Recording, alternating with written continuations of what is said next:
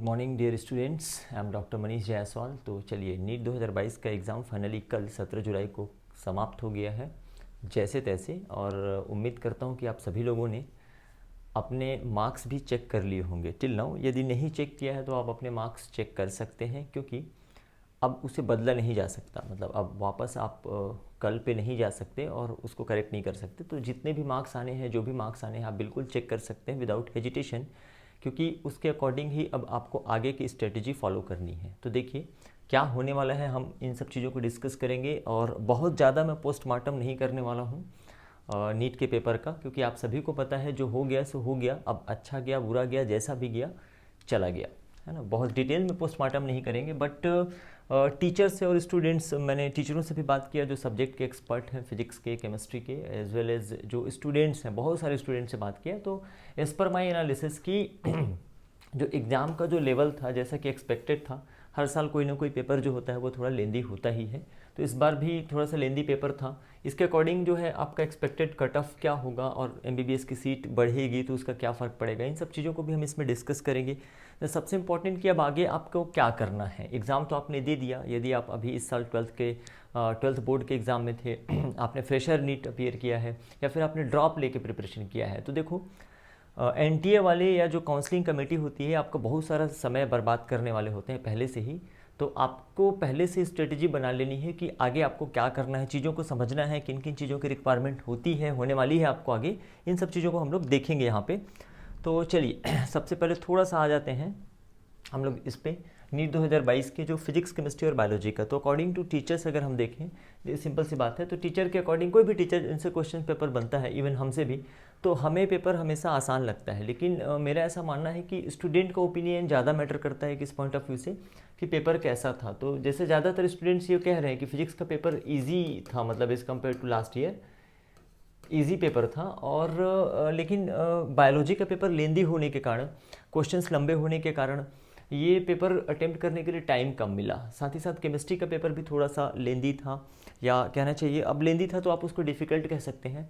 वैसे मैं शुरू से आप लोगों को समझाता हूँ कि सारा खेल जो है वो समय का है, टाइम मैनेजमेंट का है। यही पेपर को बनाने के लिए आपको 4 से 5.5 घंटे दे दें, है ना, तो आप आराम से बना लोगे। लेकिन आपको 3 घंटे 20 मिनट में ये पेपर कंप्लीट करना था। हालांकि छत्तीसगढ़ के बहुत सारे सेंटर पे ऐसी अनियमितताएं, ऐसी बातें सामने आ रही हैं जिससे कि स्टूडेंट्स को बहुत प्रॉब्लम हुई है। उसके बारे में हम लोग सेपरेटली डिस्कस करेंगे।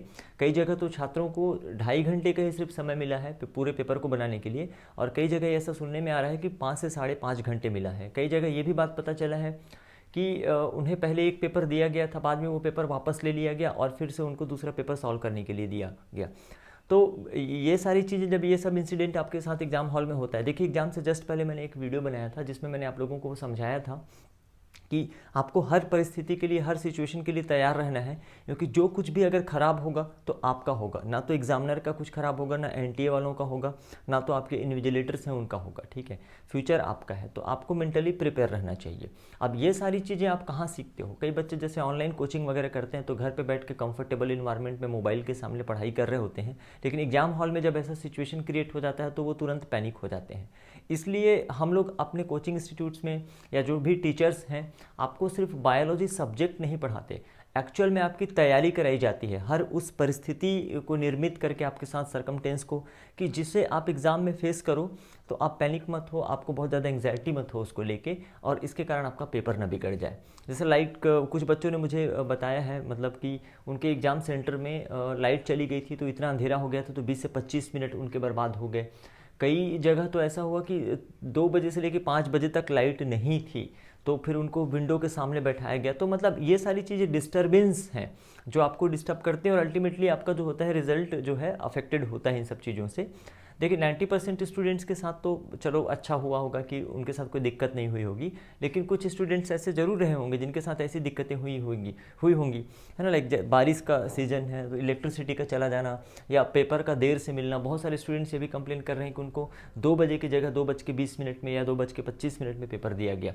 तो अब इसका आप कुछ नहीं कर सकते, या अगर कर भी सकते हैं तो वो प्रोसेस लंबा हो जाएगा जिससे आपकी पढ़ाई प्रभावित होगी। तो फिलहाल हम लोग बात कर लेते हैं, जो हो गया सो हो गया, ठीक है। इजी हो, डिफ़िकल्ट हो, लाइक, है ना, आप या उसको मीडियम मान लो। देखिए, है ना, अब जैसे बायो का जो पेपर होता है, मैंने कहा कि लेंदी पेपर था बायो का, तो उसके कारण से बच्चों का बहुत ज़्यादा समय जो है बायोलॉजी में चला गया। तो जो बच्चे घर में बैठ के ऑनलाइन टेस्ट देते हैं और जो बच्चे ऑफलाइन आके टेस्ट देते हैं, अपीयर होते हैं, तो जो बच्चों ने ऑफलाइन प्रिपरेशन किया हुआ था, क्लासरूम अटेंड किया हुआ था, परिस्थिति को एक्चुअल में फेस किया था, उन्होंने बायोलॉजी, उन स्टूडेंट्स ने बायोलॉजी बहुत अच्छा अटेम्प्ट किया हुआ है। मतलब चाहे क्वेश्चन लंबे हों बट उन्होंने क्वेश्चन पढ़ा है, कॉन्सेप्चुअल थे क्वेश्चन, नो डाउट, बनाने लायक थे क्वेश्चन। आप ऐसा नहीं बोल सकते कि क्वेश्चन आउट ऑफ सिलेबस था, बाहर से पूछा गया था। देखिए मैंने हमेशा आपको कहा है कि जो प्रीवियस ईयर के जो क्वेश्चंस रहते हैं एज इट इज़ तो रिपीट नहीं होते, लेकिन उनके कॉन्सेप्ट पे बेस्ड क्वेश्चन आते ही रहते हैं। क्योंकि आपकी जो बुक है एनसीईआरटी की बुक वो लिमिटेड है, 2 ही है, 11th और 12th की एक बुक है, और उसी के बेसिस पे क्वेश्चन जनरेट होते हैं। तो डेफिनेट सी बात है question as it is repeat नहीं होंगे, लेकिन उस कॉन्सेप्ट पे आएंगे। आप अपने टेस्ट पेपर को खोल के देख सकते हैं कि जो इसमें बहुत सारे ऐसे क्वेश्चन स्टेटमेंट बेस्ड क्वेश्चन होते थे मल्टीपल, तो आप हमसे कंप्लेन करते थे कि सर ये बहुत सारे स्टेटमेंट बेस्ड क्वेश्चन होते हैं। तो देखिए हमेशा आपके अकॉर्डिंग इजी पेपर नहीं आएगा। जैसे लास्ट ईयर या पिछले 2-3 सालों से बहुत ईजी पेपर आ रहा था, तो वैसा ईजी आप उस पॉइंट ऑफ व्यू से नहीं कह सकते कि पेपर ईजी था, ठीक है, बट हाँ पेपर ईजी था, समय लेने वाला पेपर था, तो थोड़ा सा टाइम मैनेजमेंट आपका गड़बड़ा गया। तो इसलिए हम हमेशा सजेस्ट करते हैं कि आप टेस्ट ऑफलाइन में ज़रूर दीजिए, ठीक है, और जितनी ज़्यादा से ज़्यादा आप टेस्ट देंगे आप एग्जाम के लिए उतने ही ज़्यादा प्रिपेयर होंगे। तो आपके प्रिपरेशन पे भी डिपेंड करता है, mode of preparation, method of preparation, कि आपका फाइनल एग्जाम कैसे जाने वाला है, ठीक है। अब हम लोग देख लेते हैं कि जो स्टेट, छत्तीसगढ़ स्टेट है और ऑल इंडिया कोटा, कितने नंबर के बच्चे सेफ रहेंगे। आप इस कैलकुलेशन को इस तरीके से मत देखिएगा, इसको मैं एक दूसरे तरीके से आपको समझाने वाला हूँ। वीडियो थोड़ा लंबा हो सकता है बट आप समझिएगा इस चीज़ों को, ठीक है, राइट। तो लाइक सपोज अगर किसी स्टूडेंट ने फिजिक्स में, ठीक है, अगर वो पहुंच पाया फिजिक्स तक, तो पेपर मैंने कहा इजी था, लेकिन बच्चे बायोलॉजी और केमिस्ट्री में ही ज़्यादा टाइम दे दिए, तो अगर वो पहुंच पाया तो 80 to 100 स्कोर किया है, या केमिस्ट्री में 90 to 130 किया है, या बायोलॉजी में 310 to 330 किया है, तो देखिए उसका स्कोर अगर लोअर साइड में हम लेते हैं तो टोटल 480 होगा, और अपर साइड में लेते हैं तो 570 होगा। ये रेंज मैं बता रहा हूँ, इससे ज़्यादा भी स्कोर कर सकते हैं बच्चे।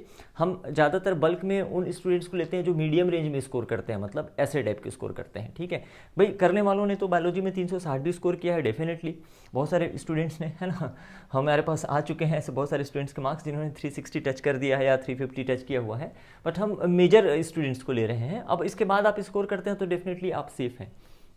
नाउ सी, तो देखिए लाइक अगर किसी बच्चे ने केमिस्ट्री और बायो में कवर किया है, मतलब 330 और 130 को टच किया है या कवर किया, और फिजिक्स में कम वाले सेगमेंट में भी है, लोअर सेगमेंट में भी है, तो इनका टोटल हो जाएगा आपका 540, ठीक है।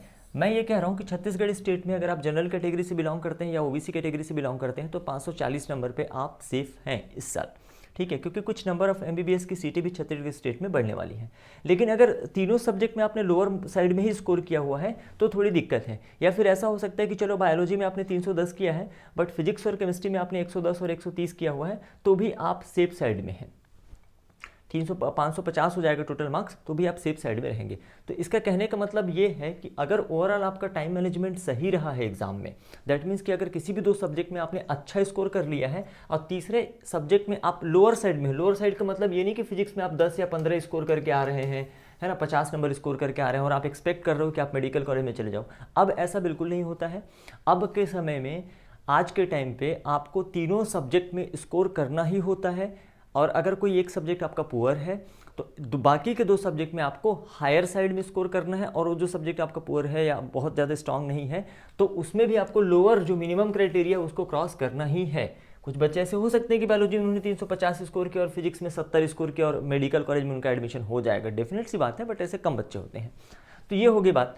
ऐसे ही ऑल इंडिया कोटा के लिए फिजिक्स में जो है लगभग 120 से 140 नंबर, केमिस्ट्री में 130 to 160 मार्क्स, एंड बायोलॉजी में 330-350, ये है ना स्कोर होना चाहिए। अगर इसको मिनिमम साइड हम लेके देखते हैं तो टोटल 580 होता है, और हाईएस्ट साइड में लेके देखते हैं तो 650 के आसपास होता है। तो 650 वाले तो डेफिनेटली सेफ है। लास्ट ईयर भी उनको आराम से कंफर्टेबली बहुत अच्छा कॉलेज मिल गया था। लेकिन हम बात करते हैं जो लोअर मोस्ट कैटेगरी है 580, तो लगभग कट ऑफ इसके आसपास ही जाने वाला है या थोड़ा बहुत कम हो सकता है। अभी कल ही एग्ज़ाम ख़त्म हुआ है और एनालिसिस बाकी है। जैसे जैसे और एनालिसिस होते रहेगी, ठीक है। जैसे जैसे बच्चों के मार्क्स हमारे पास आते रहेंगे उसके अकॉर्डिंग हम लोगों को कट ऑफ प्रेडिक्ट करना बहुत ईजी हो जाएगा, तो हम थोड़ा सा एग्जिट कट ऑफ प्रेडिक्ट कर पाएंगे। और देखिए प्रेडिक्शन का क्या है, ये कम ज़्यादा हो सकता है, कोई फ़र्क नहीं पड़ता। जो मार्क्स आपके आने हैं वो तो एज इट इज़ आपके मार्क्स आएंगे ही आएंगे, उसको अब बदला नहीं जा सकता, तो इस पर बहुत ज़्यादा सोचने की ज़रूरत नहीं है। चलिए आगे बढ़ते हैं कि आगे के स्ट्रेटजी या स्टेप्स क्या होंगे। सबसे पहले तो मैं आपको बता दूं कि बहुत सारे केसेस होने वाले हैं। केस मतलब हाई कोर्ट में और सुप्रीम कोर्ट में ये केस होने वाले हैं, क्योंकि टोटल छत्तीसगढ़ में ही मेरे पास ऐसे बहुत सारे स्टूडेंट्स के मैसेज आ चुके हैं कि अलग अलग स्कूल्स में, आप हमारे यूट्यूब के चैनल पे कमेंट बॉक्स में भी देख सकते हैं, इसमें भी कमेंट कर सकते हैं कि अलग अलग सेंटर्स पे बहुत ज़्यादा अनियमितताएं हुई हैं, जो कि मतलब एक या दो स्टूडेंट्स के साथ होता है या कम लोगों के साथ होता है तो चल जाता है, लेकिन बहुत सारे सेंटर्स में ये प्रॉब्लम हुई है। तो इससे रिलेटेड केसेस तो होंगे, डेफिनेट सी बात है। अब केसेस होंगे तो क्या नीट का एग्ज़ाम दोबारा होगा, इस पर हम लोग डिस्कस कर लेंगे, या फिर सिर्फ उन जगहों पे जहाँ पे ऐसी प्रॉब्लम हुई है उन सेंटर्स के स्टूडेंट्स का दोबारा एग्जाम लिया जाएगा। एक ऐसी संभावना बन सकती है। छत्तीसगढ़ एक छोटा सा राज्य है, जब इस छोटे से स्टेट में इतनी ज़्यादा सेंटर्स में प्रॉब्लम हो सकती है, तो पूरे भारत में अगर देखा जाए तो बहुत सारी जगहों पर ऐसे प्रॉब्लम हुए होंगे ना।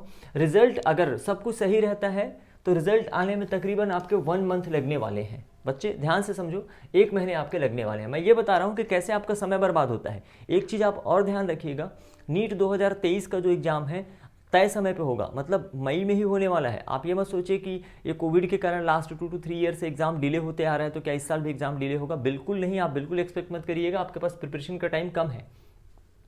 तो एक महीने बाद रिजल्ट आएगा, लगभग 1.5 महीने बाद काउंसलिंग स्टार्ट होगी जो 3 से 4 महीने चलेगी। तो यदि फिर काउंसलिंग जब स्टार्ट होगी उस समय भी क्या होंगे, फिर से केस होंगे। इन केसेस के कारण, ठीक है, एग्ज़ाम डिले होता है। अगर एनटीए नेशनल टेस्टिंग एजेंसी जो है इन सब चीज़ों का पहले से संज्ञान ले लेता है, जानकारी ले लेता है कि जो जो प्रॉब्लम हुई है, और बिना किसी केस के इन सबको सॉर्ट आउट कर देता है, ठीक है, तो चीज़ें स्मूथ हो जाएंगी। फिर ठीक है, बार बार इन चीज़ों पे स्टे लगेगा, काउंसलिंग में स्टे लगेगा और आपका डिले होता जाएगा। इस तरीके से कुल मिला के आप मान लीजिए कि अभी से, मतलब ये जुलाई चल रहा है, अगर आप सिर्फ हाथ पे हाथ धरे रह के बैठ गए, ठीक है, मार्क्स देख के आप अपना कैलकुलेट कर लीजिए और स्ट्रेटेजी बना लीजिए कि क्या आपको इस मार्क्स पे एमबीबीएस मिल रहा है दिस ईयर, या फिर आपको फिर से प्रिपरेशन करनी है। तो यदि आप हाथ पे हाथ धरे बैठे रह गए तो आपके 4 से 5 मंथ बेटा ऐसे ही वेस्ट हो जाते हैं, खास करके उन बच्चों के जिनके मार्क्स लोअर साइड में हैं, कम हैं, जो एक्सपेक्टेड कट ऑफ प्रेडिक्ट किए जा रहे हैं हम या फिर कोई और, तो उनसे बहुत ज़्यादा कम है। मतलब अगर कोई कट ऑफ 500 प्रेडिक्ट कर रहा है और आपके मार्क्स हैं 450, तो आप उम्मीद मत करिए कि इतना ज़्यादा वेरी करेगा। देखिए कट ऑफ जो होता है, जो भी प्रेडिक्शन होता है, 5 या 10 नंबर ही वेरी करता है, उससे ज़्यादा किसी का नहीं करता। कुछ लोगों का एग्जैक्ट भी हो जाता है, कुछ लोगों का 5-10 नंबर ऊपर या नीचे होता है, लेकिन आप सोचेंगे 50-60 नंबर का डिफरेंस कभी नहीं आता, कहीं भी नहीं आता, कितना भी रैंडम कट ऑफ प्रेडिक्ट किया जाए। तो हाथ पे हाथ धरे रह के बैठे रहेंगे आप, तो आप मान के चलिए कि 4 से 5 महीने आपके और वेस्ट हो जाएंगे। मतलब अगस्त, सितंबर, अक्टूबर, नवंबर, दिसंबर तक, मतलब अक्टूबर तक तो चलेगी ही काउंसलिंग पक्का, है ना, या नवंबर दिसंबर तक। फिर आपके पास कम समय बचेगा आगे के प्रिपरेशन के लिए। तो एक सिंपल सी बात है, वो बच्चे जो ड्रॉप लेके नीट 2023 का प्रिपरेशन करना चाहते हैं, जो बिल्कुल डिसाइडेड हैं कि ये जो एग्ज़ाम उन्होंने दिया हुआ था इसमें उनका सिलेक्शन नहीं होने वाला है, और वो अगर हो भी जाता है एमबीबीएस के अलावा किसी दूसरे कोर्स में, लाइक बीडीएस में, होम्योपैथी में, फिजियोथेरेपी में या वेटनरी में, तो वो सारे कोर्स वो ज्वाइन नहीं करने वाले हैं। वो अगर चाहें तो नीट 2023 का dropper batch RX academy institute में स्टार्ट हो रहा है। मैंने जैसा कि आपको बताया कि हम यहाँ पे सिर्फ सब्जेक्ट नहीं पढ़ाते हैं, आपको तैयारी कराई जाती है। तैयारी हर उस परिस्थिति से जूझने के लिए जो आप एग्ज़ाम सेंटर तक फेस कर सकते हैं या अपने प्रिपरेशन के दौरान फेस करते हैं, इन सारी चीज़ों को, ठीक है। तो सब्जेक्ट के साथ साथ आपको बाकी चीज़ें भी जरूरी होती हैं। तो ये जो बैच है इसका हिंदी इंग्लिश मीडियम रहेगा, आप इसका स्क्रीनशॉट ले सकते हैं। हिंदी मीडियम की बैच सेपरेट होती है, इंग्लिश मीडियम की बैच सेपरेट होती है। 25 जुलाई से क्लास स्टार्ट हो जाएगा, लेकिन आपको 25 जुलाई से पहले ही आकर एडमिशन कंप्लीट कराना है, तभी आपको ये फर्स्ट बैच मिलेगी। और इसका जो कॉन्टैक्ट एड्रेस है ये मैंने यहाँ पे शेयर किया हुआ है, ठीक है। तो आप इस पे कांटेक्ट कर सकते हैं। इसके अलावा मैं आपके साथ नंबर भी शेयर कर देता हूँ, आप इसके नंबर पे कॉल करके आप बाकी डिटेल भी ले सकते हैं। 8349083490 तो ये तो हो गई बात, ठीक है, हमारे काम की, आपके भी काम की। तो अगर आप प्री डिसाइडेड हैं कि आपको 1 ईयर के लिए प्रिपरेशन करना है, तो डोंट वेस्ट योर टाइम। आप मार्क्स कैलकुलेट कर चुके हैं, आप देख चुके हैं कि आपके कितने नंबर आने वाले हैं। इस नंबर पे अगर आपको लगता है कि बिल्कुल इस ईयर आपको एमबीबीएस नहीं मिलने वाला है, तो आपको सिंगल डे भी वेस्ट नहीं करना चाहिए। आपको समय से क्लासेस ज्वाइन कर लेने चाहिए और उसके अकॉर्डिंग कोशिश करिए। प्रेफरेबली मैं हमेशा कहता हूँ कि देखिए, अब आपके पास चूज़ करने के लिए दोनों मेथड है कि आप ऑनलाइन कोचिंग कर सकते हैं या ऑफलाइन कोचिंग कर सकते हैं। तो मैं ये सजेस्ट करूँगा कि आप ऑफलाइन में ही क्लास अटेंड करिए, क्योंकि ये जो स्ट्रगल का जो टाइम होता है, जब आप क्लासेस जाते हैं, वहाँ बैठते हैं, क्लास चल रही है, टेस्ट चल रही है आपका, है ना, सारी चीज़ें ऑफलाइन होती हैं, तो इसका इम्पैक्ट और रिजल्ट अलग होता है एज़ कम्पेयर टू ऑनलाइन। मैं ये नहीं कह रहा हूँ कि ऑनलाइन में कंटेंट अच्छे नहीं है, डेफिनेटली बहुत अच्छे कंटेंट है ऑनलाइन में, लेकिन वो फील लाना, इट इज़ लाइक कि मैं आपको यहाँ पे रसगुल्ला दिखाऊँ और आप उसे सिर्फ देख लो, ठीक है, टेस्ट ना कर पाओ, लेकिन जब आप सामने रहोगे तो उसको आप टेस्ट भी कर पाओगे। तो अगर आप एक्चुअल में फिजिक्स, केमिस्ट्री, बायोलॉजी सब्जेक्ट को टेस्ट भी करना चाहते हो, फील भी करना चाहते हो, पढ़ना चाहते हो, अपने लाइफ में उस स्ट्रगल वाले पार्ट को